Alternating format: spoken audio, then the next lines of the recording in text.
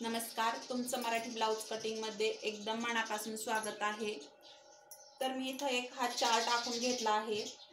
मी याच्यावर तुम्हाला आपल्याला जो प्रॉब्लेम येतो ब्लाउज शिलाई करताना, शोल्डर उतरतं, आपलं मोंढ्यामध्ये झोळ पडणं, बगलेट टाईट होणे किंवा आपण ब्लाउज शिवल्यानंतर गळा खाली येतो, डीप नेक गळा घेतला तर शोल्डर उतरतं, परत बाही जोडताना तीही का कमी पडते, आपण ह्या सर्व गोष्टी या एका व्हिडिओमध्ये पाहणार आहोत आपण। तर मी त्याच्यासाठी हा चार्ट आखून घेतला आहे। तर आपण सर्वात आधी आपलं शोल्डर का उतरतं ते पाहू। आपण तर पेपर कटिंग करतो काही वेळेस, पण आपल्याकडून काही छोट्या छोट्या गोष्टींची चूक होते, त्याच्यामुळं आपलं ब्लाउज शिलाई झाल्यानंतर शोल्डर उतरतं आपलं। तर आपण त्याच्यासाठी त्याच्यासाठी 3 गोष्टी आहेत, तर जेणेकरून तुमचं शोल्डर उतरू शकतं। तर बघा, मी आता हा ब्लाउज घेतला, तर आपलं शोल्डर उतरण्याची 3 कारणे आहेत। ती म्हणजे तुम्ही समजा जर आता हा ब्लाउजचा डीप नेक गळा घ्यायचा आहे तुम्हाला, डीप नेक गळा घेतल्यानंतर काय होतं, हे जे शोल्डर आहे ते उतरतं काही जणींचं। तर डीप नेक गळ्यासाठी तुम्हाला सांगते काय करायचं। जर तुम्हाला डीप नेक गळा घ्यायचा आहे, डीप नेक गळा म्हणजे तुम्ही आता समजा 9 इंचाचा गळा आहे, 9 इंचाच्या जर खाली गळा असेल तुमचा, जसं की 10 इंच, 10.5, 11, तुमचा जो काही गळा असेल तो तुम्ही घेतला। मी एक्झाम्पल देते। तर बघा, मी इथं आता हा गळा घेतला जसा की 10.5 इंचाचा, तर मी 10.5 वर मी एक गळा टाकते। तर इथं शोल्डर किती घ्यायचं आहे, तर हे शोल्डर तुम्ही 2.25 इंचाचंच ठेवायचं आहे।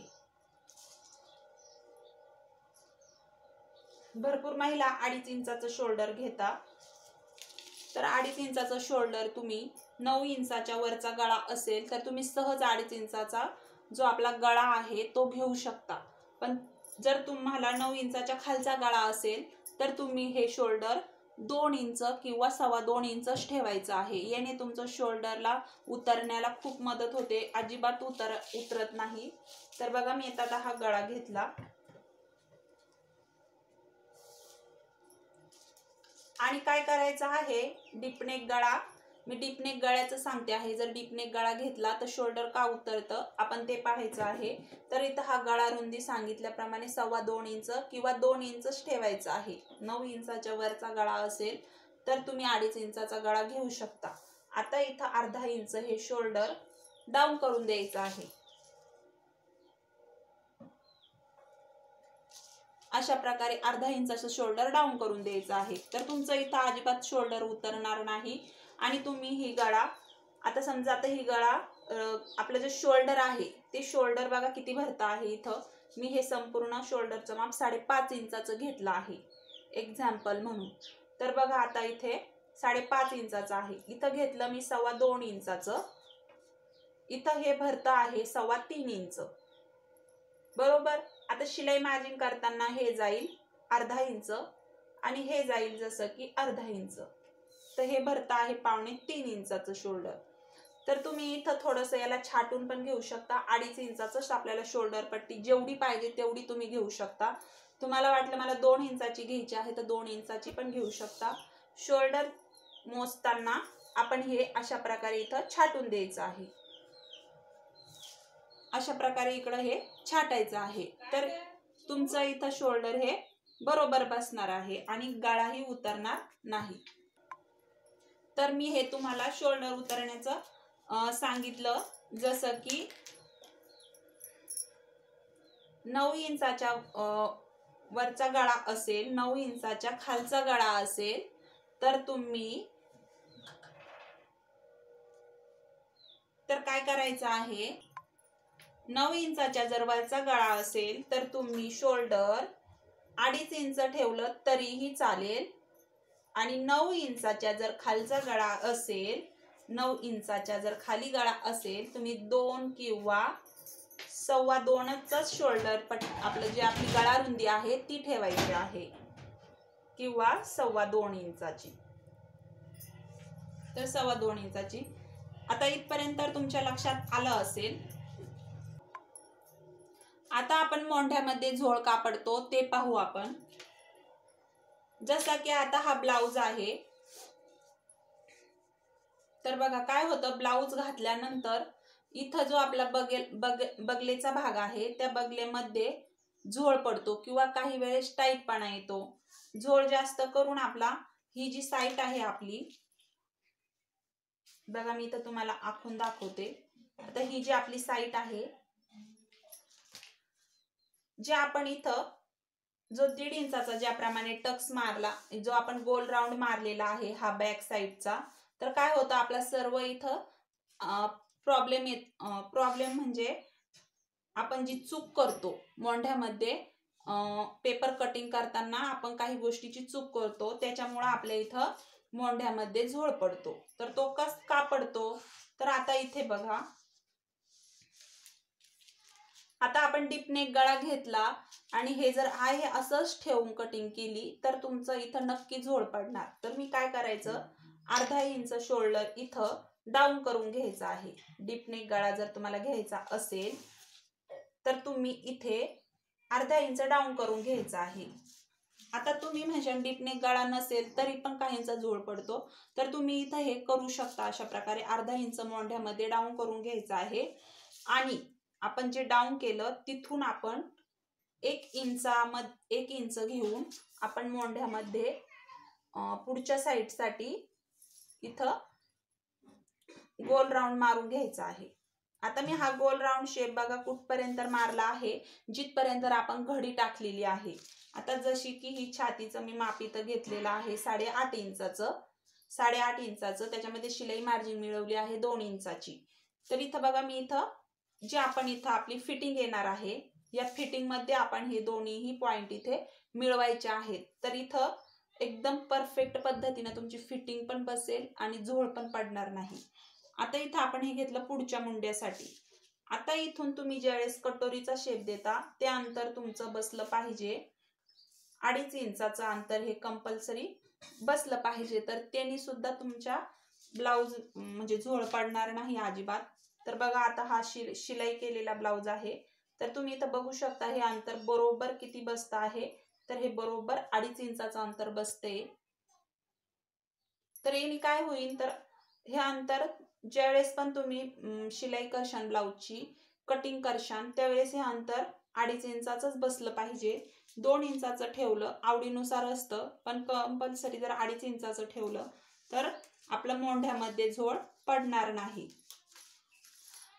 आता तुम्ही बघितलं इथं, आता इथं आपल्या बगलेमध्ये टाईट का होतं, तर आपण हे इथपर्यंत आपण हे सर्व गोष्टी करतो आणि इथं बगले जर टाईट होत असेल तर हे असं सरळ आपण अशी एक गोल शेप देताना हे असं खाली न्यायचं आहे. मोंढ्यामध्ये जे आपली बगलेचा भाग आहे त्याच्यामध्ये हे असं घेऊन जायचं आहे हे रेष, आणि कटिंग करताना आपण हे कट करून घ्यायचं आहे दोन्हीही भागासाठी, पुढील भागासाठी पण आणि पाठीमागच्या भागासाठी पण.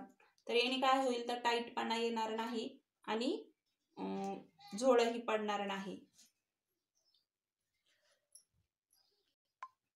आता इथं बघा आपण बघितलं, तर इथं टाईटपणा का होतो, तर इथं हे असे अशा प्रकारे 1/2 इंचापर्यंत आपण डाऊन करून घ्यायचं आहे. आता जर तुमचं डीपनेक मध्ये शोल्डर उतरत असेल, शोल्डर उतरण्याचा भरपूर प्रॉब्लेम येत असेल तुम्हाला, तुम्ही सरळ इथं 3 ठिकाणी 1/2 इंच डाऊन करून द्यायचं आहे. तर तुमचं झोळ वगैरे पडणार नाही आणि शोल्डरही उतरणार नाही. आणि जर तुमचा गळा पुढून खाली उतरत असेल, आता काहींचं काय होतं, तर शिलाई केल्यानंतर पुढून गळा खाली उतरतो, जास्त खाली येतो, तर तुम्ही काय करायचं आहे, कटोरी ब्लाउज जर कटिंग करताना पुढचा गळा हा 6 इंचाचाच ठेवायचा आहे, 6 इंचाचाच ठेवायचा आहे आणि गळा रुंदी तुम्ही 2.5 इंचापर्यंतच घ्यायची आहे, 2.5 इंचाच्या पुढे घ्यायची नाही. तर त्याने काय होईल, तर तुमचं जो पुढचा गळा आहे तो एकदम शेप मध्ये बसेल आणि इथं तुम्ही गळा जास्त फैलावायचा नाही. तर बघा इथं 1 इंचापासून तुम्ही गळ्याला शेप देऊ शकता. आता जसं की हा पुढचा गळा आहे, तर काय होतं, पुढचा गळा जास्त खाली उतरतो, तर तो तुम्ही अशा प्रकारे 2.5 इंचापर्यंतच आपली जी गळा रुंदी आहे खालून ती 2.5 इंचापर्यंत किंवा 2.25 इंच घेतलं तरीही चालेल. तर तुमचा गळा हा एकदम पेटीवाणी बसेल आणि 6 इंचापर्यंतच घ्यायचा आहे. 6 किंवा 6.5 त्याच्या खाली घ्यायचा नाही, तर तुमचा पुढचा गळाही उतरणार नाही. आता आपण पाहू बाही जोडताना कमी का पडते. तर बघा आता बाही जोडताना कमी का पडते. आता मी इथं बाही जोडताना म्हणजे बाही कटिंग करतानाच काय करायचं, तर सर्वात आधी आपण जसं मी इथं खालच्या साईडनी दाखवते, तर ही खालची साईड आहे. इथं बघा ही बंद बाजू आहे. आता जशी की बाही आहे, आपण ह्या ब्लाऊज 8.5ची मी इथे घडी टाकलेली आहे. तर आता इथं जशी ब्लाऊजची उंची आहे 4 इंच, आता आपण इथं दंडघेराचं माप टाकू. दंडघेर जसा की आहे 5.5 इंचाचा, बरोबर. त्याच्यामध्ये आपण मिळवू शिलाई मार्जिन 2 इंचाची. तर तुम्ही 1.5 इंच पण घेऊ शकता.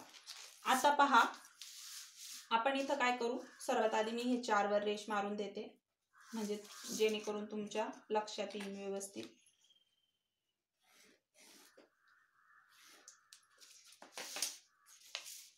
आता इथं काय करायचं, जी तुम्ही इथं आपण पाठीमागचा जो भाग आहे आपला, तो पाठीमागचा भाग संपूर्ण मोजून घ्यायचा आहे. तुम्ही इथं 1/2 इंच जी शिलाई मार्जिन आहे ते सोडून दिलं तरीही चालेल.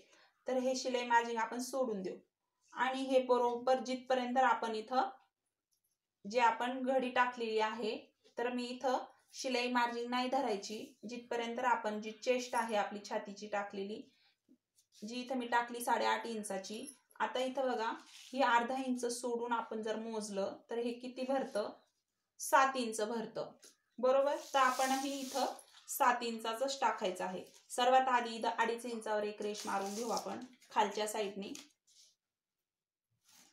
जो की आपला इथं मोंढ्यामध्ये हा भाग येणार आहे. जो आपला इथे मोंढा आहे, जी आपली फिटिंगची साईड आहे, त्याचप्रमाणे इथं दंडघेराच्या खाली 2.5 इंचावर रेष मारून आपलं इथं भरलं 7 इंच. तर मी इथं घेत आहे 7 इंच.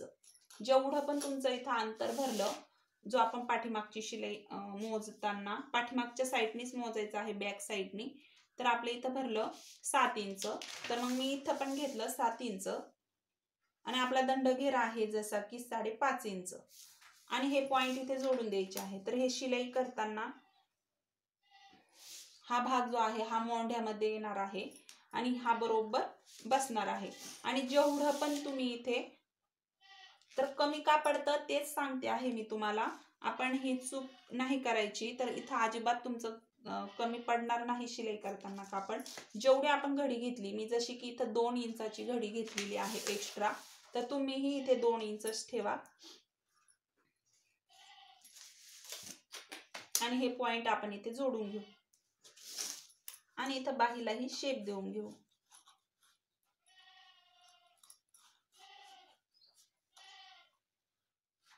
अशा प्रकारे आणि आतूनही 1/2 इंचाचा शेप द्यायचा आहे.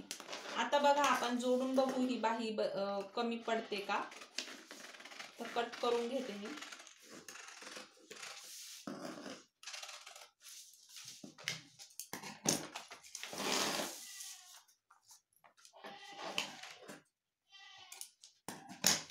तर बघा आता इथं वरती आपल्या हे शिलाई मार्जिन मध्ये शोल्डर जाणार आहे, जे आपण इथं शिलाई करताना आपलं जाणार आहे. तर आपण इथं ही बाही जोडून बघू बसते का.